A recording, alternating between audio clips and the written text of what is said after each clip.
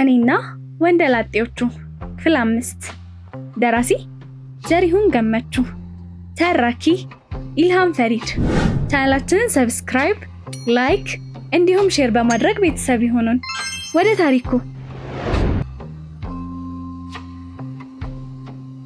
ከምሽቱ 5 ሰዓት ሆኗል እኔና ሽማግሌው አንድ ቤት ውስጥ አንድ ላይ ቁጭ ብለናል አይገርምም አገባቸው እኮ እንዴት ተደርጎ እንዴት ሆኖ አላችሁ አይደል እናንተማ ምን አለባችሁ ያልተነካ ግልግል ያውቃል አይደል የሚባለው በትክክል ምስክር ባለበት በህግ ፊት በ40 ዓመት አካባቢ ከሚበልጠኝ ሰው ጋር ሰማን ያፈራኩ አገባሁት አሁን ደግሞ ሁለተኛውን ግዳጄን ለመፈጸም ይሄው ቤታቸው ምን ቤታቸው ብቻ ሳይሆን አልጋ ክፍላቸው ፒጃማ ለብሼ አልጋቸው ላይ ቁጭ ብያለሁ እሳቸው ምኑን እሳቸው አልኩኝ ባሌ ሆኖ ይለ እሱ ልበለው እንጂ አዎ እሱ ብር እየቆጠረ ነው የምን ብር መሰላችሁ ለኔ የሚሰጠኝን ብር እናቴን ማሳከሚያ 50,000 ብሩን በላስቲክ እየቆጠረ 3 ጊዜ ደጋግሞ እየቆጠረ ነው ከሱ ወደኔ ወይም ከኔ ወደሱ የተወሰነ የብር ቅጠሎች ተሳስቶ እንዳያልፍ ይሆን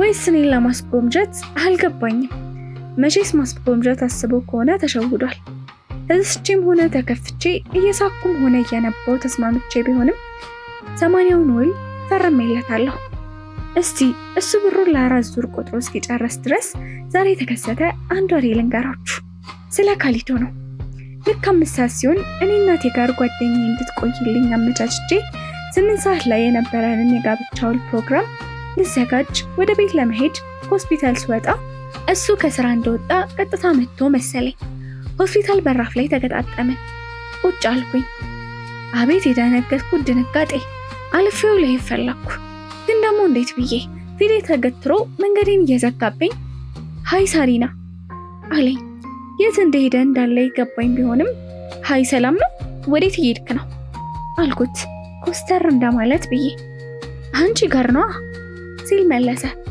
እንዴ እኔ ጋር ምንም ያስመጣ ጉዳይ አለ ትላንት የጨረስን መስሎኝ አልኩት ከመሆን ሳሪና እንደዚህማ ጠንካራ አትሁኝብኝ እናትሽን ለመጠየቅ ነው የመጣሁት አለኝ ኦ አመሰግናለሁ በጣም ተሽሏታል ድናለች ስል መለስኩኝ አራቷሺ ታዲያስ እኮ ነግሮኛል እስካሁን ለውጥ እንደሌላቸው አውቃለሁ በቃ ተሽሏታል አልኩ አይደል ተሽሏታል ሰላም ባረኩ በቃ አሁን ወደ ቤት ግባ እኔም ልወጣ ነው ይኸው ታክሲ አለፍኩና መንገዴን በመቀጠል ከግቢው ወጣሁና ታክሲ ውስጥ ገባሁ ሳላስበው መጥቶ ከጎኔ ተቀመጠ ባንክ ቤት ጋር ስደርስ አስቆምኩና ወረድኩኝ ተከትሎኝ ወረደ አስፋልቱን ተሻግሬ መንገዴን ስቀጥል ተከተለኝ የመንገዱን ጠርዝ ያስኩና ቆሜ ጠበቅኩት ስማ ምን እየሆንክ ነው እኔ እኮ መከራ ውስጥ ነው ያለሁት ሌላ መከራ ለምን ትሆንብኛለህ ስላምባረኩበት ሳሪና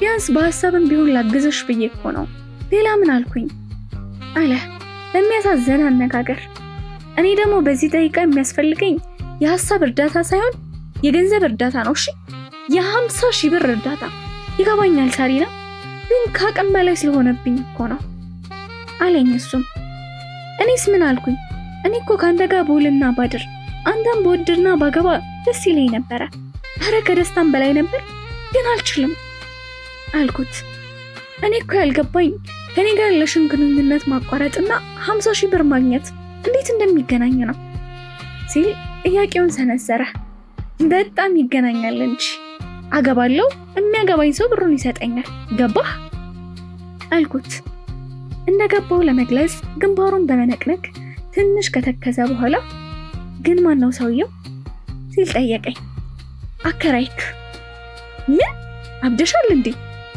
ቅድመ አያትሽን አለኝ ቅምቅም አያቴን ቢሆን እንደዛ ከማድረግ ውጪ ምርጫ የለኝም ብዬ ቆፍጣና አቋሜን ገለጽኩለት እኔ ይሄንን አልሰማም ፍጹም አይምሮዬም ሊቀበል አይችልም በፍጹም እያለ በቆምኩበት እንዳበደ ሰው እየለፈለፈ ጥሎኝ ሄደ እኔም ወደ ቤቴ ልዘጋጅ ሄድኩኝ በኋላ እንደሰማሁት ወዲያውኑ ነበር አሉ የሽማግሌውን አይን ላለማየት እቃውን ሰብስበው በመውጣት ግቢውን ለቆ ለጊዜው ሆቴል የከተመው ምንም ላደርግ አልችልም ራሱን ምንም መርዳት የማይችል ሰው ሌላን ሰው እንዴት መርዳት ይችላል አሁን ወደ አዲሱ ቤትና አዲሱ ባሌ እንመለስ።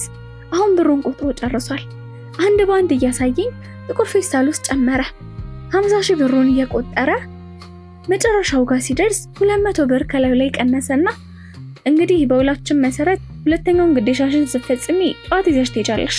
ይሄ 200 ብር የቀነስኩት በቀደም የተበደርሽኝ ነው ሲል ቀንም ሙሉ ተኮሳትሬው አልኳት ልጅ መብረቃዊ ሳቄን ለቀኩት። ምን ያስቅሻል አለ ሽማግሌው። ለምን አልስቅም? 50,000 ብር ሰጥተውኝ 200 ብር ያሳዝኖታል አልኳቸው። ማለት ያልኩት አየ ልጅ ነገር ገንዘብ ሁሉ በአግባቡና በምክንያት ነው የሚወጣው።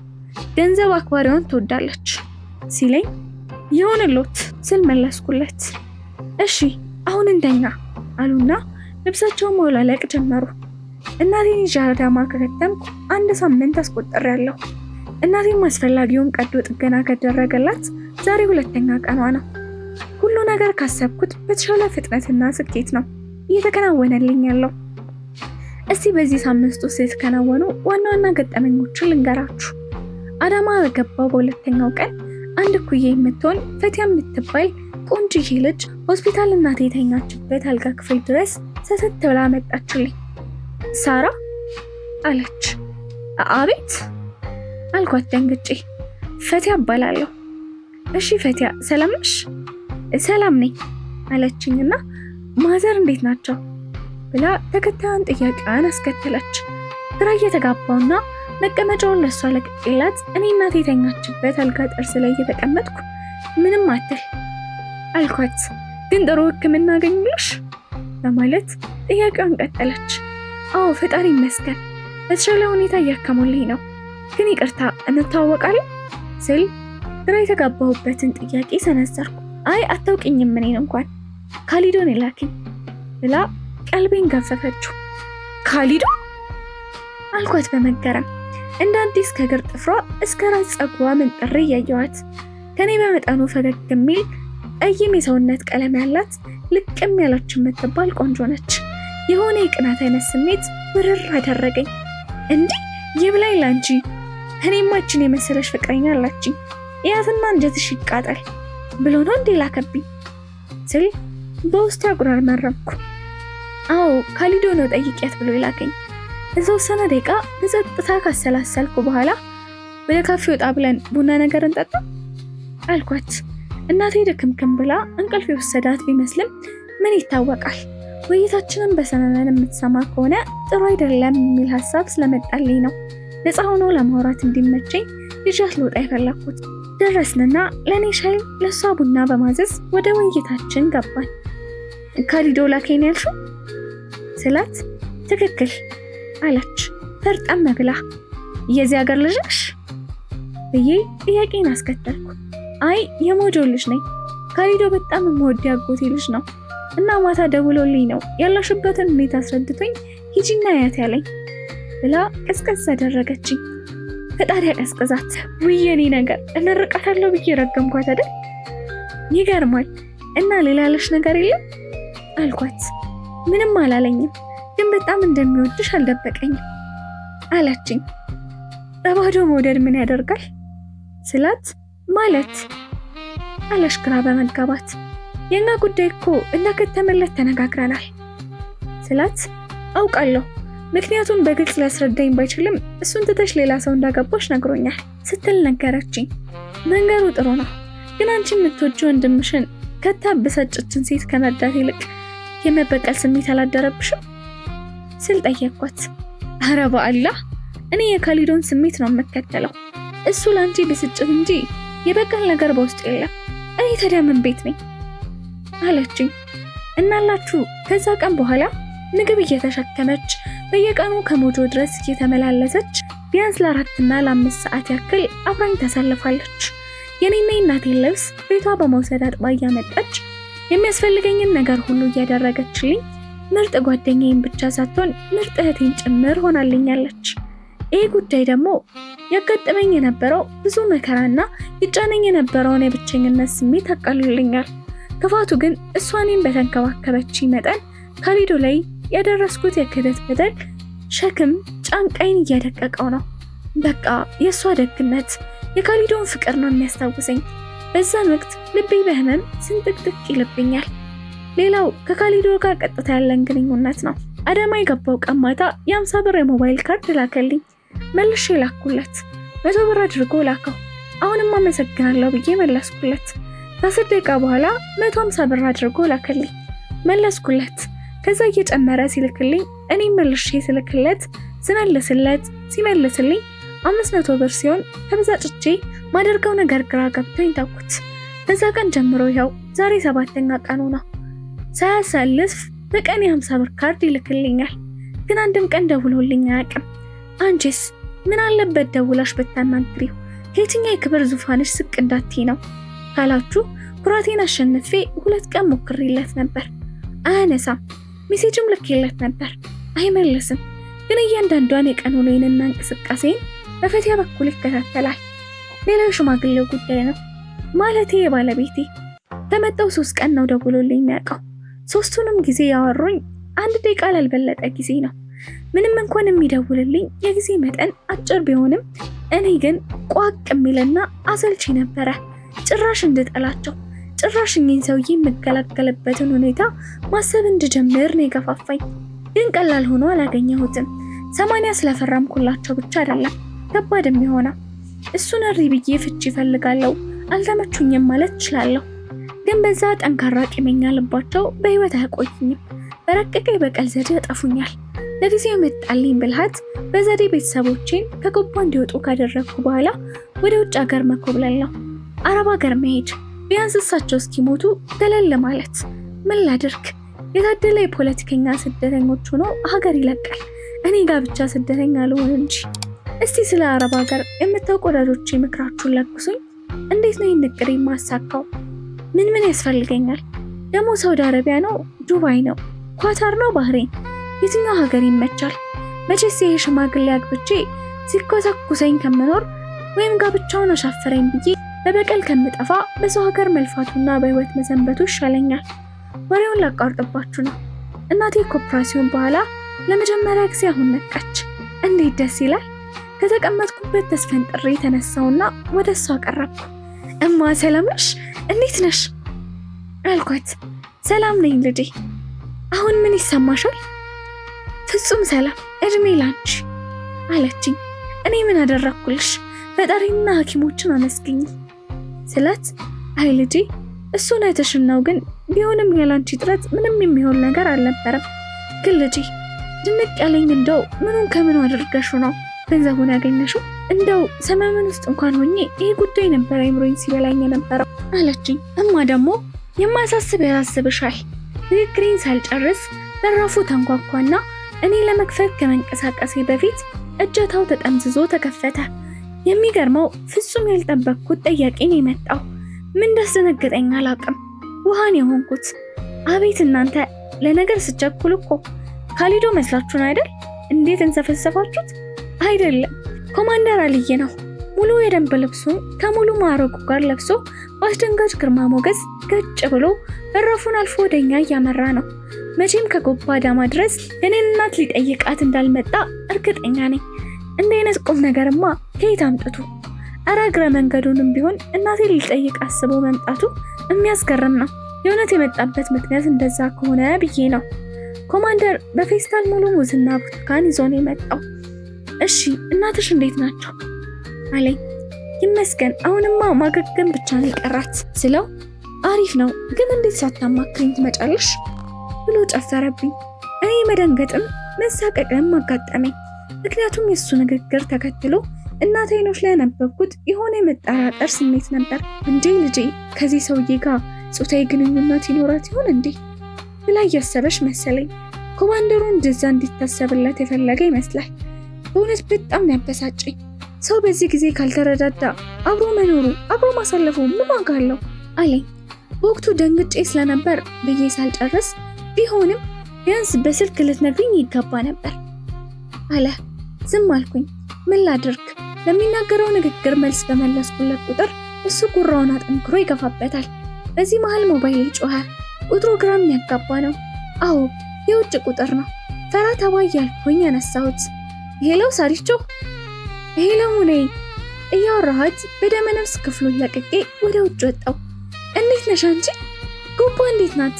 አቤት እንዴት እንደናፈቃችሁኝ ብታይ ስትለኝ ሁሉ ነገር አሪፍ ነው። እንዴት ነሽ አንቺ? ለመድሽ ሀገሩ ስል ጠየኳት። ለመልመድ እየሞከርኩ ነው፣ ግን እንደ ሀገር አይደለችም። አባቴን ላለማስቀየም ነው እንጂ እኔማ ፍላጎቴ እዛው መኖር ነበር። ብታይ እዚህ ሁሉ ነገር በፕሮግራም ነው የሚፈጸመው።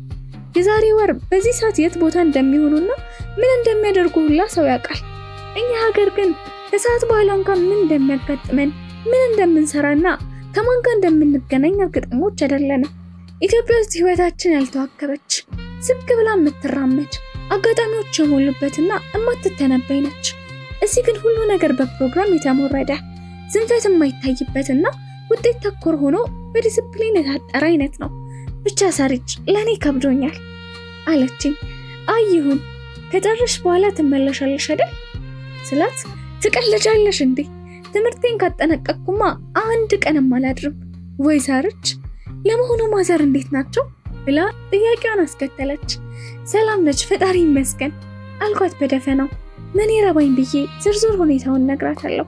አሪፍ ነው ሳሪች፣ እዚህ ከመጣው በአጋጣሚ የተዋወቅኩት አንድ አሜሪካዊ ከወር በኋላ ወደ ኢትዮጵያ ይመጣል። ማለቴ ቀጥታ ባሌ ነው የሚመጣው። በባሌ ብሔራዊ ፓርክ ውስጥ ለሚገኙ እንስሳት የተወሰነ ምርምር ለመስራት ነው እና እንድትረጂው ፈልጋለሁ አለችኝ። ምንድነው ምረዳው ሙናይ ስል ጠየኳት። በቃ እንደ ጋይድ ሆነሽ ትረጂዋለሽ። ለ2 ወር ነው የሚመጣው። አሪፍ ይከፍልሻል። በዛውም ምን ይታወቃል ማለት አልኳት። ምርምሩ እንደሚያስበው ከሆነለት በተፈጥሮ ጥበቃ ላይ የሚሰራ አንድ ድርጅት እዛ ከፍቶ ለመንቀሳቀስ እቅድ ስላለው ጥሩ የሥራ እድል ይመቻችልሽ ይሆናል አለችኝ።